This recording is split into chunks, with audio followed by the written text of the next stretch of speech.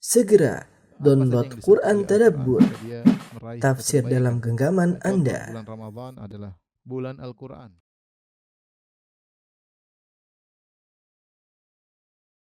Bismillahirrahmanirrahim. Assalamualaikum warahmatullahi wabarakatuh. Alhamdulillahi ala ihsani wa syukru lahu ala taufiqihi wa amtinani. Wa asyhadu an la ilaha illallah wahdahu la syarika lahu ta'ziman li sya'ni. Wa asyhadu anna Muhammadan abduhu wa rasuluhu da'ila ridwani. Allahumma salli alaihi wa ala alihi wa ashabihi wa ikhwani. Para ibu-ibu yang dirahmati Allah Subhanahu wa taala di Majelis Ta'lim Al-Ittiba yang dimuliakan oleh Allah Subhanahu wa taala, kita melanjutkan pelajaran kita dari tafsir surat Al-Baqarah dan kita masuk pada ayat 180 ya, ayat 180. Allah Subhanahu wa taala berfirman, Kutiba alaikum idza hadara ahadakumul mautu in taraka khairanil wasiyatu lil walidaini wal aqrabin bil ma'ruf haqqan 'alal muttaqin. Diwajibkan atas kalian apabila seorang di antara kalian kedatangan tanda-tanda kematian, yaitu akan meninggal dunia, ya, apakah sakit parah atau intinya tanda-tanda dia akan meninggal dunia, ya. In taraka khairanil wasiyah, kalau dia meninggalkan memiliki harta yang banyak yang akan dia tinggalkan, hendaknya dia berwasiat. Al wasiyatu lil walidaini, hendaknya dia berwasiat kepada kedua orang tua, ya, wal aqrabin dan karib kerabat, bil ma'ruf dengan cara yang ma'ruf. Haqqan 'alal muttaqin, ini adalah kewajiban atas orang-orang yang bertakwa. Faman baddalahu ba'da ma sami'ahu, maka barang siapa yang mengubah wasiat tersebut setelah ia mendengarnya, fa innama itsmuhu 'alal ladzina yubaddiluna, sungguhnya dosanya adalah bagi orang-orang yang mengubahnya. Innallaha sami'un 'alim, sungguhnya Allah mengetahui, Allah Maha mendengar lagi Maha mengetahui. Baik, ayat ini ibu yang dirahmati Allah Subhanahu wa taala berkaitan tentang kewajiban untuk berwasiat, ya. Makanya Allah mengatakan kutiba, diwajibkan atas kalian. Yang mewajibkan adalah Allah Subhanahu wa taala. Atas siapa? Idza hadara ahadakumul maut, jika salah seorang dari kalian telah hadir kematian di hadapannya. Artinya sebab-sebab kematian, dalam sakit parah atau kecelakaan, artinya dia akan meninggal dunia.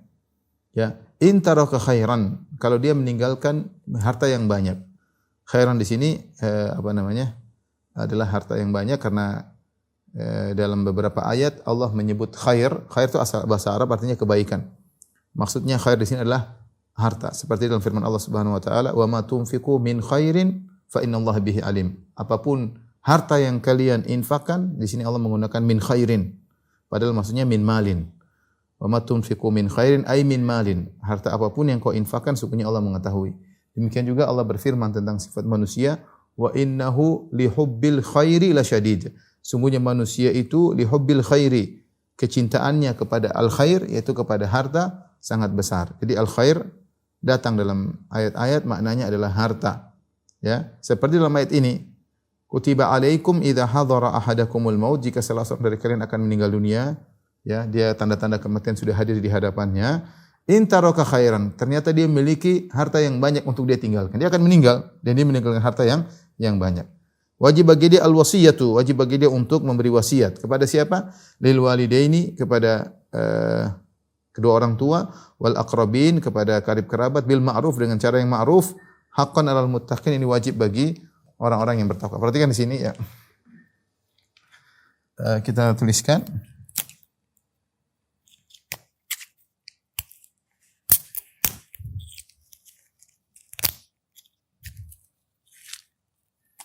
Karena ayat ini disebut dimansuhkan, nanti akan kita bahas. Kutiba alaikum idza hadara ahadakumul maut in taraka khairan al-wasiyatu lil walidaini wal aqrabin bil ma'ruf haqqan 'alal muttaqin. Ya, diwajibkan atas kalian untuk, ya, diwajibkan atas kalian. Ya, jika telah datang tanda-tanda kematian, jika telah hadir tanda-tanda kematian,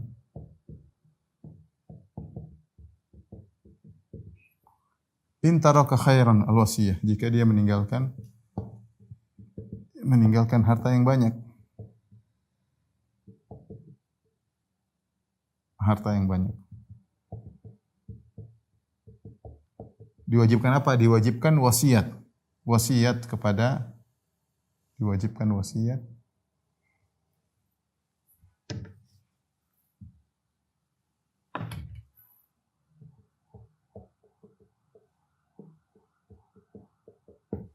kepada kedua orang tua dan kerabat. Untuk kedua orang tua dan kerabat. Bil ma'ruf, dengan cara yang ma'ruf, atau jumlah yang ma'ruf. Haqqan 'alal muttaqin, wajib bagi orang bertakwa. Wajib bagi orang-orang bertakwa. Pertama di sini perhatikan, Allah mengatakan wajib. Jadi wajib apa? Wajib wasiat. Wajib wasiat. Ya. Tetapi di sini kata para ulama, wajib di sini ada dua kondisi ya. Dua kondisi. Jika dia punya tanggungan, ya. Tanggungan seperti apa? Seperti wadiah ya. Titipan, wadiah atau titipan, dan hutang, dia punya hutang, maka wajib untuk berwasiat. Wajib untuk berwasiat agar hutangnya dilunasi, hutang dilunasi, kemudian wadiah dikembalikan, maka dia berwasiat kepada orang yang dia tinggalkan. Ya. Adapun jika kondisi dua, jika dia tidak memiliki tanggungan,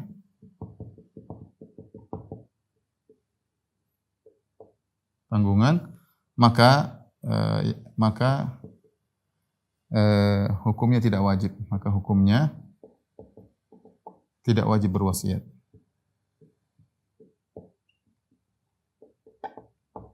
Tidak wajib berwasiat karena berdasarkan dalil-dalil yang lain ya. Jadi kalau dia punya tanggungan maka wajib berwasiat. Adapun jika dia tidak punya tanggungan maka tidak wajib. Kemudian perhatikan di sini syarat berikutnya ya. Idza hadara ahadakumul maut ya, jika dia telah hadir tanda-tanda kematian, in taraka khairan. Kita sudah sebutkan tadi khairan di sini. Para ulama mengatakan al-mal al-katsir. Al-mal al-katsir yaitu harta yang banyak. Dia meninggalkan harta yang banyak. Harta yang banyak. Jika dia hartanya sedikit, maka tidak wajib berwasiat, maka bahkan tidak boleh. Jika harta yang ditinggalkan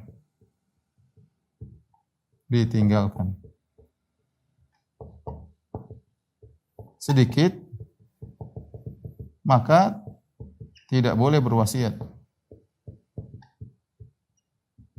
Berwasiat maksudnya apa? Dia memberikan sebagian hartanya. Kalau dia meninggal nanti harta saya untuk si fulan. Ya. Kalau hartanya yang ditinggalkan sedikit maka tidak boleh berwasiat. Karena Rasulullah SAW mengatakan innaka, dalam hadis Sa'ad bin Abi Waqqas, innaka antadhar warasataka agniya khairun min an tadharahum alatan yatakaffafun nas. Kata Nabi SAW, engkau meninggalkan ahli warismu berkecukupan, ya, meninggalkan ahli warismu berkecukupan, lebih baik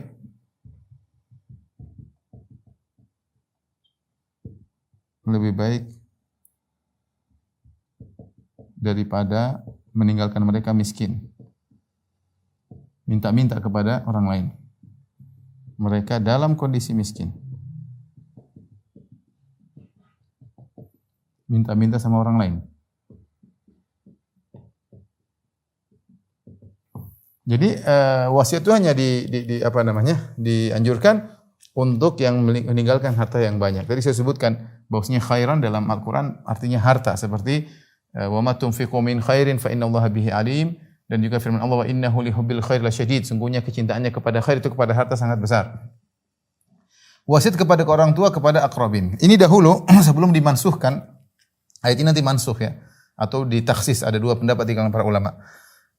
Dahulu kalau orang mau meninggal dia punya harta, dia harus perhatikan ya, dia hendaknya memberi harta wasiat kepada kedua orang tua dan kepada kerabat. Karena ini adalah bentuk silaturahmi yang paling kuat ya, ya. Bentuk ya silaturahmi yang kuat ya. Dan pahalanya besar silaturahmi, terutama kepada kedua orang tua dan kepada kerabat. Mana yang paling dekat lebih utama untuk dikasih harta sebagai bentuk wasiat. Ya, bahkan ada seorang sahabat datang, disebutkan bahwasanya dia memerdekakan budak ya. Sementara dia punya kerabat, maka Nabi sallallahu alaihi wasallam mengadakan, seandainya kau menghadiahkan budak tersebut kepada akhwalak, kepada paman-pamanmu, itu lebih afdal daripada kau memerdekakannya. Kita tahu merdekakan budak pahalanya besar. Tapi Nabi mengatakan seandainya budak tersebut tidak kau merdekakan, kau berikan kepada kerabat-kerabatmu, maka pahalanya lebih besar. Ini menunjukkan bahwasanya memberikan harta kepada kerabat, terutama kepada kedua orang tua, kepada karib kerabat, itu pahalanya lebih besar. Lebih besar. Bahkan tadi budak dimerdekakan, pahalanya besar. Ternyata jika tidak dimerdekakan, diberikan kepada paman-paman, itu pahalanya lebih besar, kata Nabi SAW. Bil ma'ruf, dengan jumlah yang ma'ruf, dengan jumlah yang terserah ya. Ini kembali kepada ijtihad, kembali kepada ijtihad orang yang berwasiat. Kemudian kata Allah, wajib bagi orang yang bertakwa. Ini ayat, ini awal sebelum adanya ayat-ayat tentang al-mawarith. Ayatul mawarith datang, kemudian datang ayat tentang warisan ya. Datang ayat tentang warisan. Oleh karenanya ayat ini kemudian dimansuhkan atau ditakhsis, dikhususkan oleh ayat-ayat tentang warisan ya. Jadi saya katakan ya, ayat ini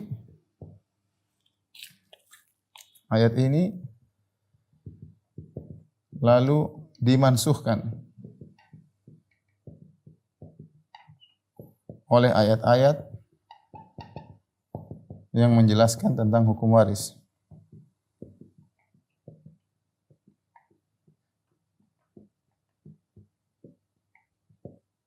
Maka jadilah hukumnya berubah.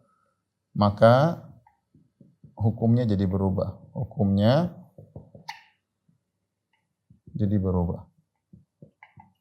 Ya, di antaranya yang perubahan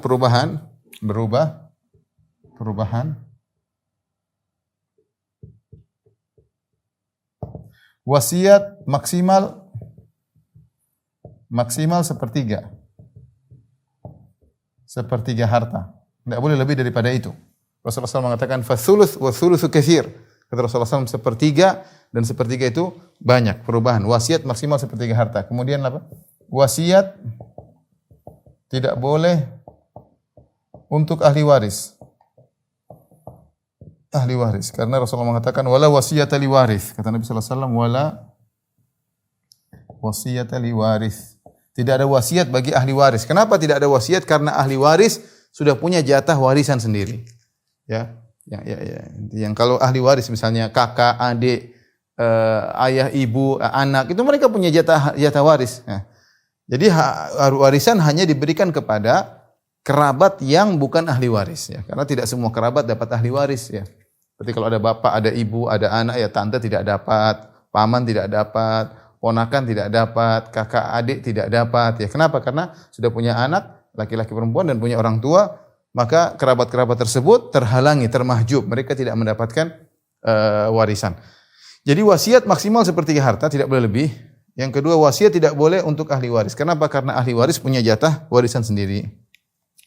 Karena ahli waris sudah ada jatahnya.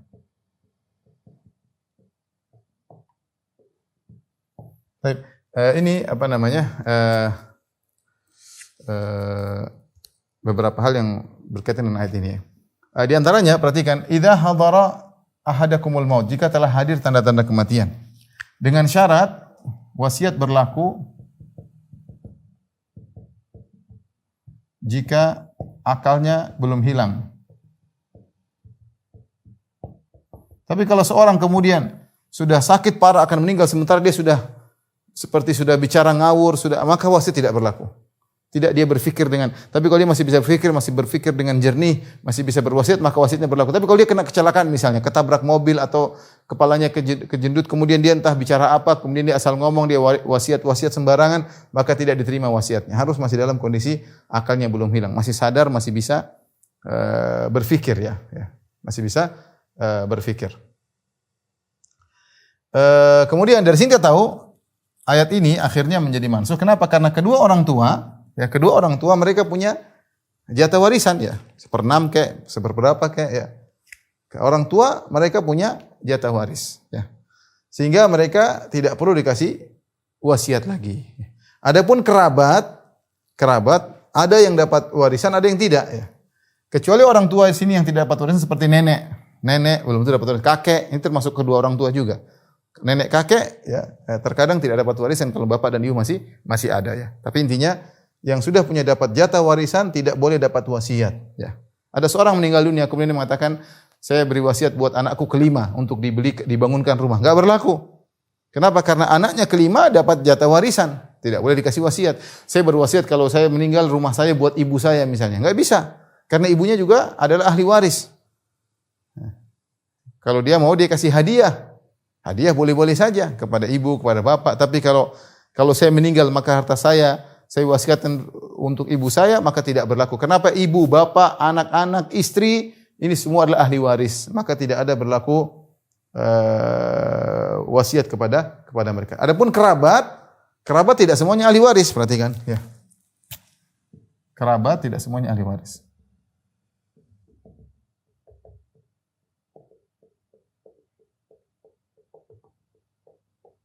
Sehingga yang bukan ahli waris boleh dapat wasiat.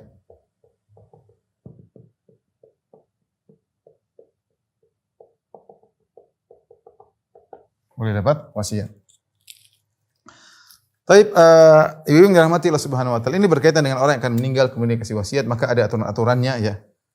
Dia boleh berwasiat, terutama wasiat kepada kerabat. Ustaz, bagaimana kalau seorang mau meninggal kemudian dia berwasiat hartanya untuk selain kerabat? Dia untuk untuk orang jauh, untuk temannya. Secara hukum syar'i boleh.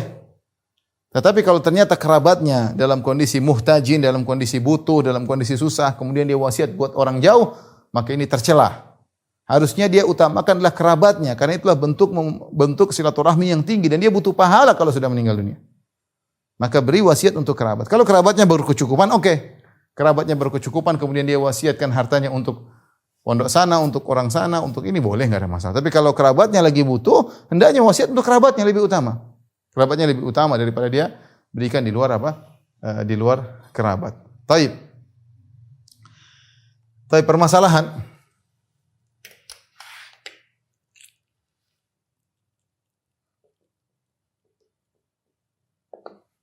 Pertama, ya.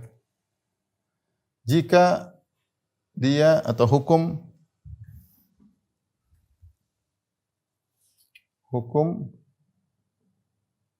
berwasiat lebih dari 1/3. Boleh atau tidak? Hukum ada secara umum hukumnya adalah jika ya, jawabannya jika dia punya ahli waris maka tidak boleh. Maka tidak boleh lebih dari 1/3. Kalau dia berwasiat, saya wasiatkan untuk bangun masjid. Kalau saya meninggal harta saya untuk bangun masjid dengan nilai 2 miliar. Ternyata ya nilai dia meninggal hartanya cuma 3 miliar misalnya. Enggak boleh, 2 miliar itu sudah 2/3 bukan 1/3, enggak boleh. Maka yang diambil hanya boleh 1/3. Hanya boleh 1/3. Hanya boleh ambil 1 miliar. 1 miliar dikembalikan kepada ahli waris misalnya ya. Kemudian jika dia punya ahli waris maka tidak boleh lebih dari 1/3. Kalau tidak punya ahli waris, ternyata dia meninggal sendirian. Dia tidak punya ahli waris. Bolehkah dia berwasiat lebih dari sepertiga? Maka ada khilaf. Ya, disampaikan oleh Imam Qurtubi dalam tafsirnya khilaf. Jumhur ulama tetap tidak boleh. Jumhur ulama tetap tidak boleh. Adapun mazhab Abu Hanifah boleh. Ya. Boleh seorang berwasiat lebih dari sepertiga harta jika dia tidak punya ahli waris. Kenapa Imam Abu Hanifah berdalil dengan Rasulullah ketika mengatakan Fathuluthul katsir kepada Sa'ad bin Abi Waqqas, wasiat sepertiga saja, sepertiga sudah banyak. Kenapa? Karena Rasulullah jelaskan, innaka antadhar warathakataka agniya khairun min antadharahum alatan yatakaffafun nas. Engkau meninggalkan anak keturunanmu dalam kondisi berkecukupan lebih baik daripada engkau meninggalkan mereka dalam kondisi miskin. Artinya itu yang tidak boleh dari sepertiga. Adapun kalau seorang tidak punya anak, kemudian dia tidak meninggalkan siapa-siapa, mungkin dia punya istri pun sudah berkecukupan, maka dia boleh berwasiat lebih dari sepertiga. Pendapat cukup kuat, pendapatnya Abu Hanifah. Wallahu a'lam bishawab. Ini pendapat cukup kuat. Yang kedua, hukum memberi wasiat kepada salah seorang dari ahli waris. Ya. Tadi kita jelaskan, kata Rasulullah SAW, walau wasiat ahli waris, tidak ada wasiat bagi ahli waris. Ternyata dia kasih wasiat, dia bilang, untuk anakku yang kelima, rumah ini seperlima hartaku untuk anakku yang kelima. Kenapa? Dia anaknya masih kecil, maka dia daripada nanti diganggu kakaknya, dia bilang seperlima untuk anakku khusus yang nomor 5 misalnya. Boleh atau tidak? Jawabannya, ya. Jika ahli waris yang lain setuju,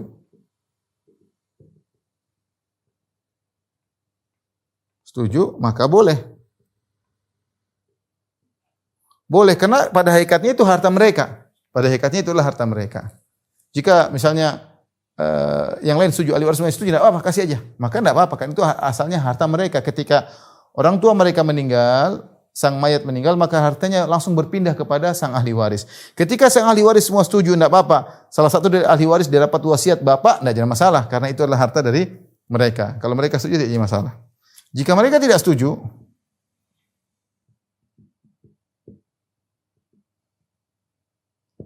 lantas kemanakah? Dikemanakan? Dikemanakan harta tersebut? Harta wasiat tersebut? Ada khilaf di kalangan para ulama dalam hal ini, khilaf, ya. Ada yang mengatakan dikembalikan kepada ahli waris yang lain. Dan ini sangat kuat, ya. Karena asalnya harta itu adalah harta mereka.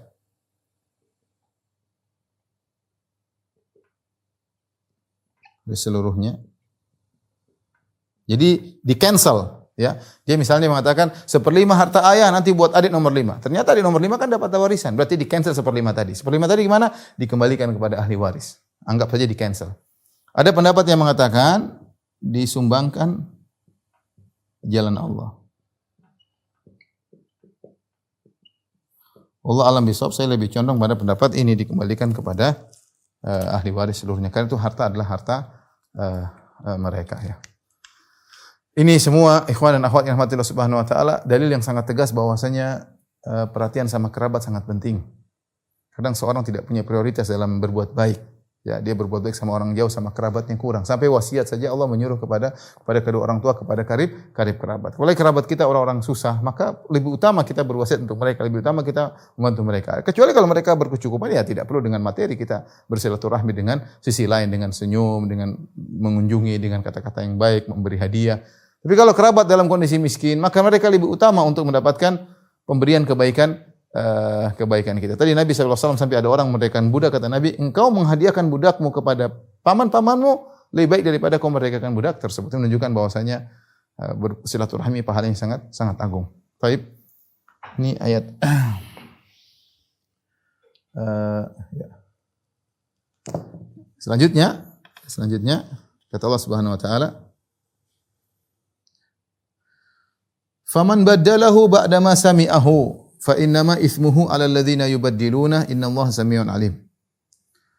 Barang siapa yang mengubah wasiat itu setelah ia mendengarnya, maka sungguhnya dosanya adalah bagi orang-orang yang mengubahnya. Sungguhnya Allah mendengar lagi Maha mengetahui. Ya. Jadi barang siapa yang merubah wasiat, faman baddalahu ba'da ma sami'ahu. Siapa yang merubah wasiat? Ini siapa yang merubah wasiat? Jadi ketika seorang akan meninggal, dia memilih wakil namanya al-wasi, orang yang dia wasiatkan. Misalnya ada seorang meninggal, dia mengatakan si A mau meninggal. Dia mengatakan B, kau jalankan wasiat saya, kau adalah wakil saya, kau kepercayaan saya. Ya, orang yang dipercayakan untuk menjalankan, mengeksekusi wasiat namanya al-wasi, al-wasi. Nah, kalau ada yang merubah wasiat tersebut, misalnya si A meninggal, dia menjadikan B sebagai wasi, sebagai wakilnya, sebagai eksekutor dari wasiatnya. Ternyata si B merubah isi wasiat tersebut, padahal dia sudah tahu ilmunya, ba'da ma sami'ahu fa innama ismu 'ala alladziina yubaddiluna. Maka dosanya bagi orang yang merubah-rubah wasiat tersebut. Innallaha sami'un alim. Sungguhnya Allah Maha mendengar lagi Maha mengetahui. Bagaimana merubah? Dia dapat wasiat nih, temannya meninggal, dia dapat apa namanya? Amanah untuk mengeksekusi wasiat. Ternyata wasiatnya dia rubah. Dia kurangi misalnya. Dia kurangi. Harusnya misalnya ayahnya mengatakan atau orang ini meninggal, temannya meninggal mengatakan sepertiga harta saya untuk bangun masjid, ya. Dan orang keluarganya berkecukupan, maka dia enggak, dia kasih 1/5 aja. 1/5, nanti kemudian sisanya dikembalikan kepada ahli waris. Ini enggak boleh, hukumnya haram. Hukumnya haram karena dia merubah namanya wasiat tersebut. Ya. Atau sebaliknya dia tambah, ini apa namanya? Teman saya ini meninggal, dia punya amal soleh kurang. Sudah, jangan seperti apa namanya? Dia bilang misalnya sumbangkan 200 juta buat masjid. Aduh, selalu sedikit. Saya tambah deh 1 miliar. Uangnya masih banyak kok. 1 miliar belum sampai 1/3. Dia tambah 1 miliar agar dia bisa apa namanya memberikan pahala besar bagi orang yang meninggal. Ini juga tidak boleh karena kalau dia tambah harusnya 200 juta, dia tambah 800 juta jadi 1 miliar, berarti merugikan ahli waris. Berarti merugikan ahli waris, dan ini juga tidak diperbolehkan karena dia telah merubah-rubah wasiat. Kalau tidak menguntungkan ahli waris, bisa jadi merugikan ahli waris, ya. Merugikan ahli waris atau merugikan orang yang harusnya mendapat warisan. Jadi tidak boleh dirubah wasiat tersebut, ya. Apalagi setelah dia mengetahui ba'da ma sami'ahu. Ba'da ma sami'ahu artinya ba'da ma aqilahu, setelah dia mengetahui wasiat tersebut maka dia tidak boleh rubah. Kalau dia rubah, fa innama ismu 'ala alladziina yubaddiluna, maka dosanya bukan kepada yang meninggal tadi yang memberikan wasiat, tapi al-wasi yang berdosa, yang diberi amanah untuk mewakili eksekusi tentang wasiat tersebut, yang berdosa. Adapun mayat yang sudah meninggal, yang sudah berwasiat, tetap dapat pahala. Dia sudah berwasiat, dia ingin amal jariah, ternyata disalahgunakan oleh al-wasi, orang yang ditunjuk, dia rubah-rubah wasiat tersebut. Apakah menguntungkan ahli waris atau merugikan ahli waris, maka ini tidak diperbolehkan. Ini tidak diperbolehkan dan ini dosanya kembali kepada yang berubah. Adapun yang meninggal ini tidak dapat dosa. Innallaha sami'un alim, sungguhnya Allah Maha mengetahui dan Allah Maha mendengar dan Allah Maha mengetahui. Kemudian Allah berfirman setelahnya, ya.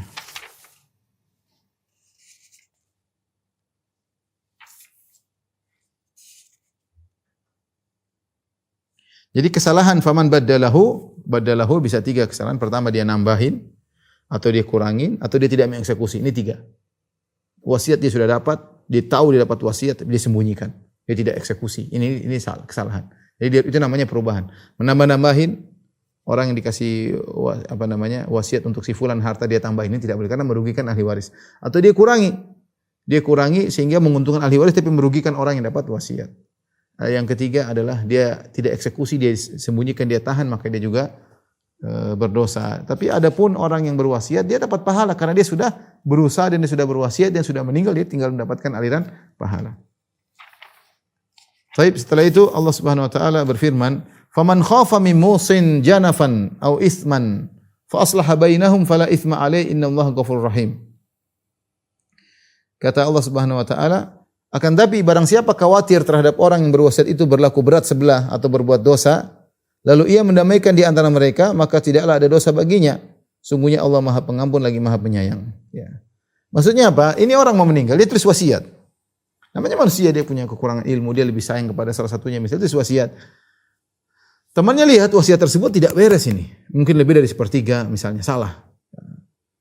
Dia takut mayat ini berdosa, maka dia perbaiki. Dia diedit wasiat tersebut. Ini boleh. Seorang yang dapat perwakilan, dia wakil dan dia wasi untuk mengurusi wasiat seseorang. Kalau dilihat wasiat tersebut ternyata mendatangkan dosa, maka dia boleh edit. Dia boleh ta'dil, dia boleh edit. Misalnya ternyata wasiat lebih sepertiga, dia kurangi sehingga sepertiga misalnya. Nah, ini tidak jadi masalah ya. Atau kemudian wasiat tersebut menimbulkan pertikaian di antara keluarga, maka dia rubah agar tidak jadi pertikaian di antara keluarga. Ini boleh.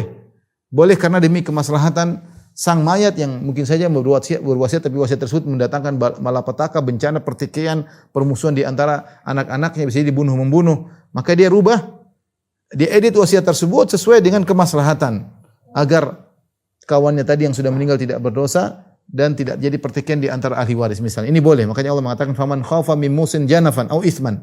Barang siapa yang khawatir dari orang berwasiat melakukan hanafan, yaitu kecondongan, tidak adil.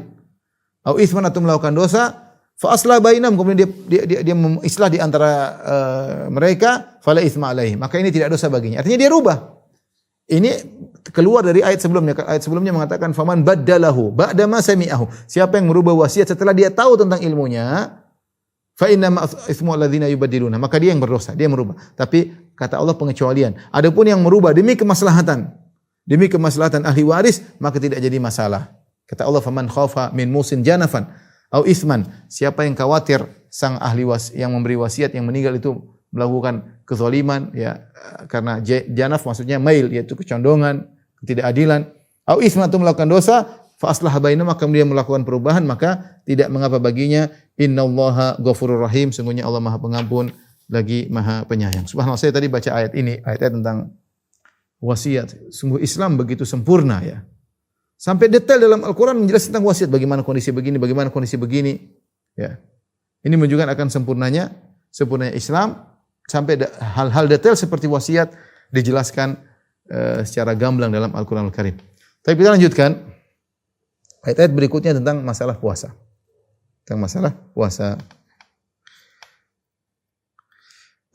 Sebelumnya, kenapa orang tersebut boleh merubah demi kebaikan? Karena orang yang meninggal mungkin dia dalam kondisi tidak tahu, dia tidak bisa memprediksi. Ya, kita yang dapat amanah untuk mengeksekusi wasiat tersebut boleh melakukan perubahan. Karena nazar saja boleh dirubah. Ada seorang datang kepada Nabi SAW, dia berkata, inni nadartu in fatahallahu alaika makkata an usalliya fi baitil maqdis. Ya Rasulullah, aku telah bernazar, kalau Allah menjadikan engkau menaklukkan kota Makkah dalam Fatu Makkah, aku akan siap untuk salat di Baitul Maqdis, Palestina. Saya ingin bersafar untuk salat di sana. Nabi mengatakan, "Shalli hahuna." Enggak usah, salat di sini cukup, di Masjidil Haram, di Masjid Nabawi, lebih pahala lebih besar daripada Masjidil Aqsa. Orang tersebut mengatakan, "Tetap saya ingin ke Masjidil Aqsa, sudah terlanjur nazar." Kata Nabi, "Salat di sini aja sampai 3 kali." Tatkala dia tetap ngeyel pengin ke Baitul Maqdis, kata Nabi, "Sya'naka idzan." Kalau gitu urusanmu. Ya, kalau gitu urusanmu. Saya sudah nasihati. Artinya apa? Nabi menyuruh dia untuk membatalkan nazarnya. Daripada dia bernazar harus salat di Masjid Aqsa terlalu jauh dan pahalanya lebih kurang daripada Masjid Nabawi dan Masjidil Haram. Kata Nabi, "Shalli hauna." Salatnya di sini lebih baik. Dari bahwasanya Nabi menyuruh dia untuk membatalkan nazarnya karena demi kemaslahatan. Maka demikian juga seorang misalnya tadi kemudian dia sudah berwasiat, ternyata temannya yang eksekutor lihat ini wasiat kurang pas, dia boleh rubah kepada yang lebih baik, ya, selama dia adalah orang yang amanah. Tapi kita lanjutkan ayat berikutnya tentang ayat puasa, ayat 183. Kata Allah Subhanahu wa taala, "Ya ayyuhalladzina amanu kutiba alaikumus shiyamu kama kutiba alal ladzina min qablikum la'allakum tattaqun." Wahai orang yang beriman, diwajibkan atas kalian berpuasa sebagaimana diwajibkan saat orang-orang sebelum kalian agar kalian bertakwa. Baik, di sini kutiba sama diwajibkan atas kalian as-shiyam. As-shiyam secara bahasa artinya menahan. As-shiyam secara bahasa artinya al-imsak, menahan. Seperti perkataan Maryam dalam surat Maryam, "Inni nadartu lirrahmani shauman falan ukallimal yauma insiya." Aku telah bernazar kepada Allah sauman, untuk tidak bicara, menahan bicara. Jadi saum artinya menahan sesuatu. Ya. Menahan bicara, kata dalam surat Maryam tersebut, "Falan ukallimal yauma insiya," aku tidak akan ngomong kepada siapapun. Jadi as-saum artinya menahan. Kenapa? Karena orang yang berpuasa, dia menahan diri dari makanan, dari minuman, dan juga dari syahwatnya, ya. Jadi dia menahan diri. Makanya dalam hadis Rasulullah SAW mengatakan, Allah berfirman, kullu amali ibni Adam lahu illa siyam fa innahu li wa ana ajzi bihi. Kata Allah sebenarnya Maha Qudsi, kata Allah Subhanahu wa taala, seluruh amalan anak Adam adalah untuk dirinya kecuali puasa. Puasa adalah milikku dan aku akan beri ganjaran secara khusus. Yada'u ta'amahu wa syarabahu wa syahwatahu min ajri. Dia telah meninggalkan makannya, telah meninggalkan minumnya, meninggalkan syahwatnya karena aku. Sehingga orang yang berpuasa dia telah melakukan ibadah yang sangat agung dan dia mendapatkan pahala yang spesial. Kenapa Allah mengatakan kullu amali ibni Adam lahu, seluruh anak Adam adalah untuknya kecuali puasa, fa innahu li, puasa untukku. Kenapa Allah menyerahkan puasa kepada Allah? Para ulama mengatakan di antaranya Al-Qurtubi tentang dua sebab. Ibnu Hajar menyebutkan kalau tidak salah 8 sebab. Tapi di antaranya yang disebut Al-Qurtubi 2 sebab. Sebab pertama, kenapa puasa kata Nabi, kata Allah Subhanahu wa taala fa innahu li, dia adalah untukku. Karena dia adalah puasa satu-satunya ibadah yang menahan kelezatan. Ibadah yang lain, salat yang mungkin sebentar aja, tapi puasa sehari penuh, satu siang penuh, dia tahan kelezatan-kelezatan. Dia mau makan, dia enggak makan, dia mau minum, enggak minum, dia ingin berhubungan, tidak berhubungan. Sehingga jadilah ibadah puasa spesial daripada yang lainnya. Makanya Allah mengatakan, aku yang akan beri ganjaran secara langsung. Dan Allah tidak berkata demikian pada ibadah-ibadah yang lain. Ini di antara ciri pertama kenapa puasa adalah ibadah yang spesial. Sebab yang kedua, kata Al-Qurtubi rahimahullah, kenapa ibadah adalah puasa yang spesial hanya adalah milik Allah, kata Allah, karena ibadah mengajarkan keikhlasan. Terutama orang puasa sunnah. Kalau dia tidak ngomong dia sedang puasa, orang tidak tahu dia sedang puasa karena dia santai aja, mulutnya juga tidak pecah-pecah, tidak kering ya. Dia santai aja, ternyata dia puasa. Dan orang sekitarnya tidak tahu.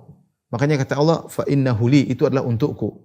Ini motivasi agar seorang ikhlas dalam beribadah, karena semakin kita ikhlas, kita hanya mencari pujian Allah, hanya mencari pengakuan Allah, dan Allah Maha tahu isi hati kita. Ketika kita hanya mencari pujian Allah dan mencari pengakuan Allah, maka kita akan ikhlas. Di antaranya puasa, sehingga Allah mengatakan fa innahu li, puasa adalah adalah milikku, ya. Tapi kata Allah, kama kutiba ala ladzina min qablikum, sebagaimana telah diwajibkan puasa atas umat-umat sebelum kalian. La'allakum tattaqun, semoga kalian bertakwa. Perhatikan, ternyata puasa bukanlah ibadah yang baru. Ibadah puasa sudah ada pada umat-umat terdahulu. Para Bani Israel mereka berpuasa, Nabi Musa berpuasa, Nabi Isa berpuasa, dan nabi-nabi sebelum juga mereka berpuasa. Inilah syariat yang diturunkan kepada seluruh agama, ya, seluruh nabi mereka berpuasa. Salah satu bentuk ibadah adalah berpuasa. Nah, kata Allah Subhanahu wa taala, kama kutiba alladzina min qablikum, semuanya diwajibkan atas orang sebelum kalian, sehingga kaum muslimin tidak kaget dengan ibadah ini. Ini bukan ibadah lama. Ini bukan ibadah baru, ibadah lama, ya. Makanya sampai sekarang sebagian firqah dari Nasrani, kalau tidak salah Kristen Advent atau yang lain saya lupa, ya. Tapi di antara firqah dari golongan Nasrani, di antara golongan Nasrani ada yang berpuasa. Ada yang berpuasa, masih melestarikan ibadah ini, berpuasa. Ya. Sehingga ketika Allah mengatakan wajib kalian berpuasa sebagaimana diwajibkan umat sebelum kalian, menunjukkan bahwasanya jangan kalian kaget, ini ibadah bukan ibadah baru. Ternyata orang-orang dahulu juga mereka berpuasa. Yang kedua, faedahnya agar terpacu. Ya, sebagaimana mereka berpuasa, kalian juga berpuasa. Ya, berpuasa, terpacu dengan umat-umat terdahulu. Sehingga orang semangat untuk melaksanakan ibadah puasa. Kata Allah, la'allakum tattaqun. Ini dalil bahwasanya asal muasal tujuan dari puasa adalah untuk bertakwa, bukan selain itu. Kenapa kita menahan lapar? Kenapa kita menahan haus? Kenapa kita menahan syahwat? Agar kita bertakwa. Itu tujuan utama. La'allakum tattaqun. Sehingga kalau ada orang berpuasa kemudian bertentangan dengan tujuan ini, maka puasa tidak ada nilainya. Contoh, Nabi mengatakan, man lam yada' qaula zur wal jahla wal amala bi fa laysa lahu hajatun ayyadu ta'ama wa syarabahu, ya. Seorang yang berpuasa kemudian dia tidak bisa meninggalkan dusta, maka Allah tidak butuh dengan laparnya dan dahaganya, enggak perlu. Kenapa? Justru dia berpuasa dia tidak bisa menimbulkan ketakwaan, justru dia bertentangan ketakwaan, dia berpuasa dia dusta. Ini tidak, maka tidak bisa diterima pahala puasanya. Jadi tujuan utama puasa adalah untuk bertakwa. Ini yang kita tancapkan dalam hati kita. Bukan tujuan puasa untuk diet misalnya, untuk kebugaran, untuk kesehatan. Itu adalah tujuan-tujuan belakangan, tujuan-tujuan yang nyusul. Tujuan utama adalah untuk bertakwa. Makanya kalau orang berpuasa dia berusaha meraih ketakwaan. Jangan berpuasa kemudian dia nonton macam-macam, dia bicara sembarangan seenaknya. Ini bertentangan dengan tujuan puasa. Makanya dalam hadis kata Nabi SAW, fa idza kana yaumu siyami ahadikum fala yarfuth wa la yaskhab wa la yajhal fa in sa'abahu ahadun falyaqul inni mar'un sha'im atau qatalahu falyaqul inni mar'un sha'im. Kata Nabi SAW, jika salah seorang dari kalian sedang berpuasa, maka jangan dia berkata-kata kotor, jangan dia teriak-teriak, dia beradab. Ya. Kalau ada yang mengajak berantem, ajak berkelahi, dia mengatakan dia sedang puasa, jadi jangan layani. Karena dia ingin meraih ketakwaan dengan puasa tersebut. Dia ingin meraih ketakwaan dengan puasa. Karena tujuan dari puasa adalah la'allakum tattaqun, agar kalian bertakwa. Makanya Jabir bin Abdullah mengatakan, "Idza sumta falyasum sam'uka wa basaruka wa lisanuk." Kalau kau sedang berpuasa, maka hendaknya matamu juga puasa, telingamu juga puasa, lisanmu juga puasa, jangan ngomong sembarangan. Ya. Jadi tujuan puasa adalah bertakwa. Nah, kalau seorang berpuasa tidak meraih ketakwaan, maka puasanya seakan-akan sia-sia, Ya. Adapun puasa karena sehat, karena diet, maka ini tujuan yang belakangan, bukan tujuan utama. Ya.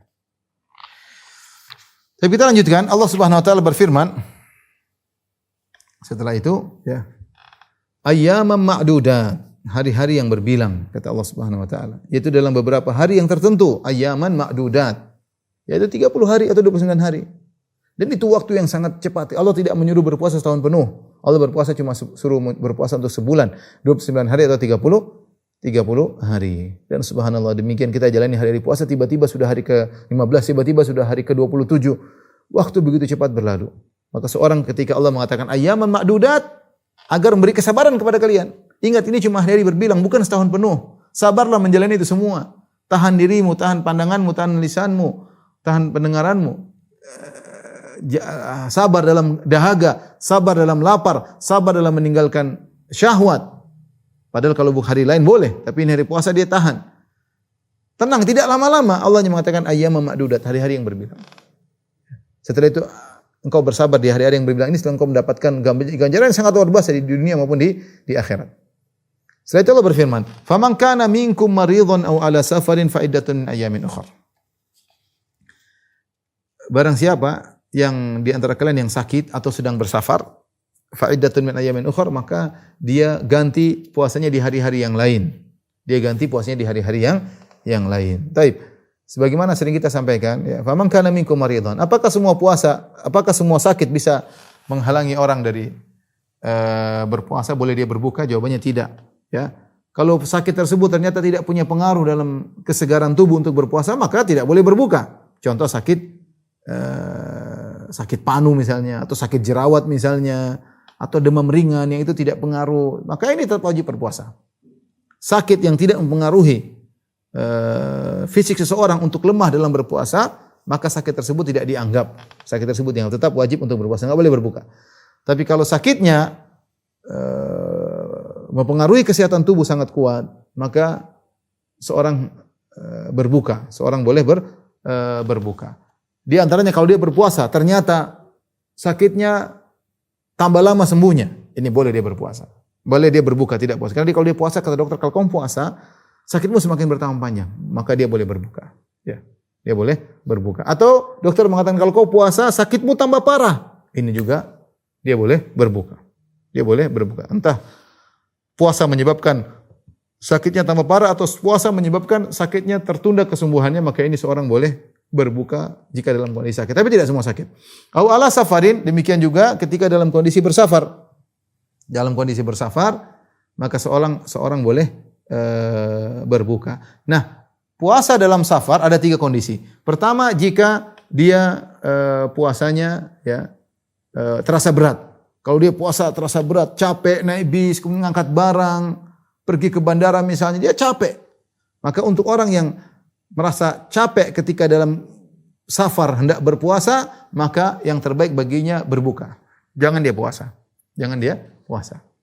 Ya seperti sebagian orang berangkat umrah, dia berangkat dari Madinah menuju ke Jeddah atau ke dari Jakarta menuju Jeddah atau Madinah, ternyata kalau dia buka tambah 4 jam lagi, tambah 5 jam lagi. Ya berat. Aduh kayaknya tahan lapar. Mending dia berbuka, dia musafir, boleh.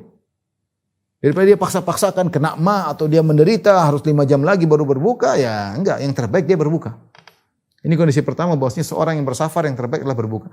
Kondisi kedua, dia ringan safarnya, cuma dekat, ternyata safarnya cuma 80 kilo, naik mobil nyaman sampai sana, cuma 1 jam sampai misalnya. Dan dia merasa nyaman. Orang seperti ini bagaimana? Orang seperti ini adalah sebaiknya dia tetap berpuasa, jangan berbuka. Sebaiknya dia tetap berpuasa dan jangan berbuka. Kenapa? Kalau dia berpuasa, maka dia berpuasa di bulan Ramadan. Pahalanya itu besar. Yang kedua, dia berpuasa dengan kaum muslimin. Semua orang juga sedang puasa, sehingga terpacu untuk berpuasa. Tapi kalau dia berbuka, dia harus qada di bulan yang lain, bukan Ramadan berarti. Yang kedua, mungkin teman-teman sekitarnya pada berbuka sehingga sulit bagi dia untuk berpuasa. Yang ketiga, ketika dia berpuasa, maka kewajibannya segera gugur. Ya. Jadi kalau seorang yang safarnya berat, maka hendaknya dia berbuka. Kalau safarnya ringan, dia merasa ringan, hendaknya dia berpuasa. Karena ada beberapa manfaat yang dia lakukan, dia dapatkan ketika dia berpuasa meskipun bersafar karena safarnya ringan. Pertama tadi bahwasanya dia berpuasanya di bulan Ramadan. Yang kedua, mudah karena dia berpuasa dengan kaum muslimin secara bareng-bareng ya, secara bareng-bareng. Yang ketiga, kewajibannya segera dia lepaskan. Beda kalau dia nanti tunda akan ada utang. Tapi ingat ya, harus safar syar'i baru dia boleh berbuka. Adapun safar yang tidak dianggap safar, ya misalnya ada orang menganggap kalau saya pergi dari Jakarta ke Cilengsi, saya sudah musafir, saya mau qashar. Dia bilang, loh itu kalau musafir boleh buka berpuasa. Apakah ada orang berkeyakinan berpergi dari Jakarta ke Cilengsi kemudian atau ke Bogor, berarti dia anggap dirinya musafir, dia boleh berbuka? Saya rasa tidak. Orang Indonesia tidak ada yang berpendapat demikian. Ya. Kenapa? Karena jarak antara Jakarta sampai Bogor tidak sampai 80 kilo. Ya. Dan itu bukan jarak safar. Ya. Dan tidak ada yang menganggap itu sebagai safar. Beda kalau dia keluar kota ke Bandung, Cianjur misalnya, itu oke lah itu safar.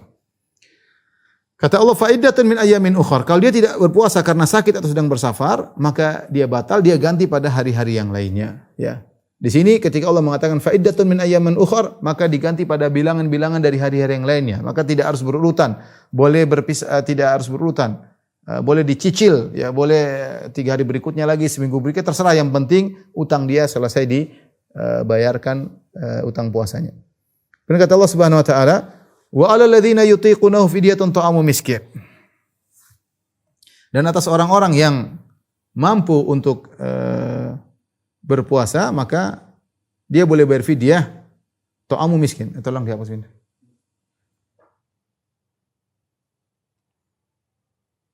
Faman tatawwa'a khairan fahuwa khairul lah. Barang siapa yang berbuat kebaikan yaitu dengan bayar fidyah, maka itu baik baginya. Wa antasumu khairul lakum. Kalau kalian berpuasa maka lebih baik bagimu. Dan kalau engkau berpuasa maka lebih baik bagimu. In kuntum ta'lamun, jika kalian mengetahui ya. Tapi di sini kita akan bahas di antara sejarah puasa, ya. Puasa tidak dimulai seperti yang kita laksanakan sekarang, tapi ada sejarahnya. Ada beberapa tahapan dalam tahapan puasa, dan demikian dalam sebagian syariat. Syariat diturunkan secara bertahap, seperti baik kewajiban maupun pengharaman. Seperti khamr ada tahapannya, seperti puasa juga ada tahapannya, ya. Seperti itu. Jadi ada beberapa syariat, seperti zakat juga ada tahapannya. Sekarang kita lihat pada sejarah tahapan puasa, ya.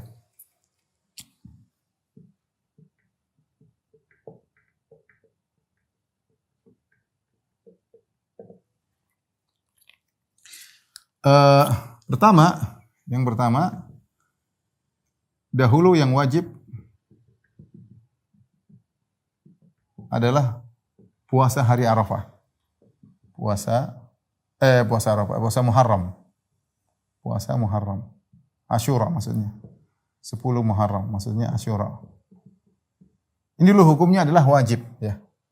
Hukumnya. Kemudian setelah itu ya berubah menjadi wajib puasa bulan Ramadan.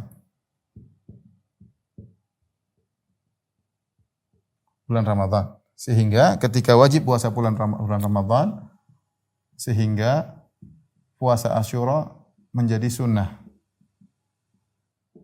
Jadi sunnah, tidak wajib.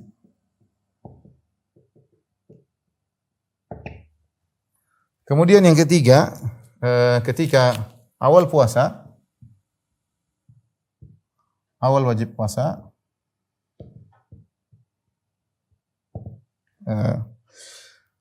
diberi pilihan, ya. Ada. Pertama, jika sudah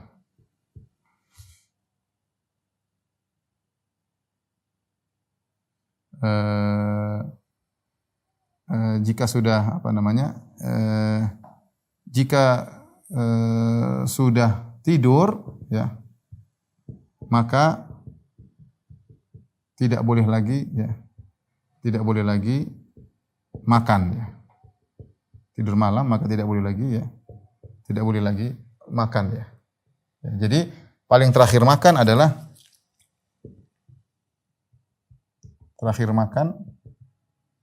adalah sebelum Isya atau sebelum tidur. Kalau sudah Isya, sudah tidur, maka tidak boleh makan lagi. Ini di antaranya. Kemudian di antaranya juga, ya, bahwasanya ada pilihan. Boleh puasa, boleh bayar fidyah. Boleh bayar fidyah, ya. Dahulu seperti itu, ya. Boleh puasa, boleh bayar fidyah. Kemudian nanti ini berubah, ya. Setelah itu hukumnya berubah, ya. Yang keempat, ya, boleh makan hingga sebelum terbit fajar. Yang ini dulu boleh bayar fidyah. Yang disebutkan dalam ayat, kata Allah Subhanahu wa taala, wa anta tawwa khairan lakum, ya, apa namanya? Ayatnya gimana? Faman tatawwa'a khairan fahuwa khairul lakum, ya. Kata Allah, faman tatawwa'a khairun lakum. Faman tatawwa'a khairan fahuwa khairul lakum. Wa anta sumu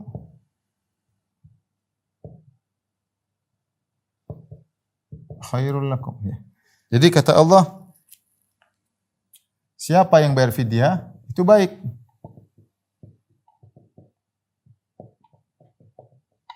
Itu baik, ya. Tapi siapa yang puasa lebih baik lagi. Siapa yang puasa maka lebih baik lagi. Maka dulu awal puasa ada pilihan. Yang mau bayar fidyah boleh, ya. Mau puasa juga diperbolehkan, ya. Ya. Bayar fidyahnya adalah memberi makan kepada seorang miskin, ya. Bayar fidyah yaitu beri makan satu orang miskin per hari, ya. Per hari berbuka, ya. Kemudian setelah itu ini semua dirubah, ya. Tidak ada pilihan lagi, ya. Ya, kemudian tidak ada pilihan lagi. Bagi yang mampu wajib puasa.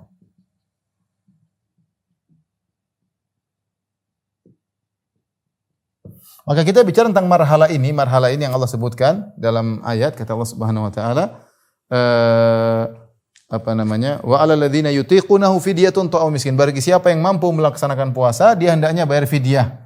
Faman tatawwa khairan fahuwa khairul lakum. Barang siapa bayar fidyah itu baik. Wa antasumu khairul lakum. Kalau berpuasa lebih baik lagi. Tapi dulu boleh dua-duanya. Nah, setelah itu turun ayat, ya, faman syahida minkum syahra falyasum. Barang siapa yang menghadiri puasa Ramadan maka wajib bagi dia untuk berpuasa. Maka tidak ada pilihan lagi yang mampu maka wajib untuk berpuasa. Ini kaitan dengan ayat yang kita sebutkan tadi.